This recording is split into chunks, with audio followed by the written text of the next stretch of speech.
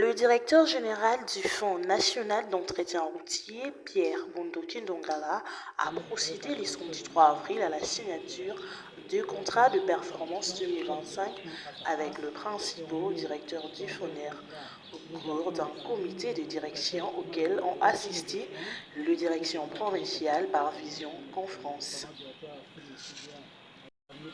Au cours de cet échange, le DG du FONER, Pierre Ndongala, a fait savoir que plusieurs réformes ont été menées et leurs résultats sont déjà visibles sur le fonctionnement du FONER, mais aussi la culture des changements et la performance s'installe progressivement.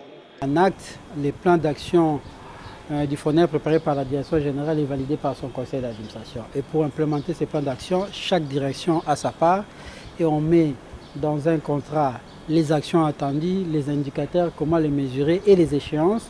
C'est ce que nous appelons contrat de performance que nos différents directeurs signent aussi bien à Kinshasa qu'en province.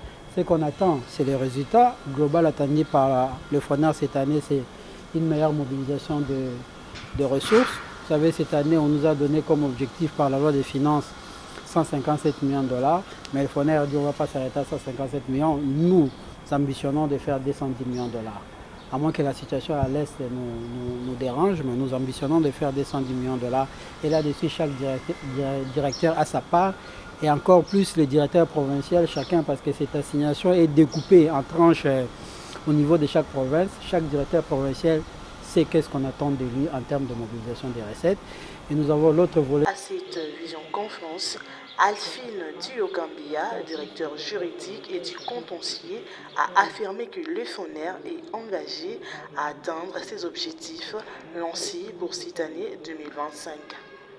Il faut dire que c'est un deuxième exercice, puisque c'est depuis l'année passée que la direction générale du FONER a lancé cette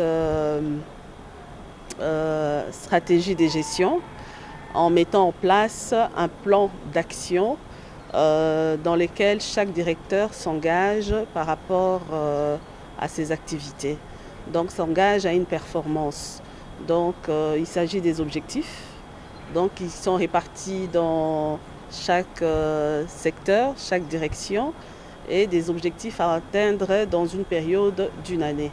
Donc pour cette année, il y a eu des objectifs qui ont été arrêtés.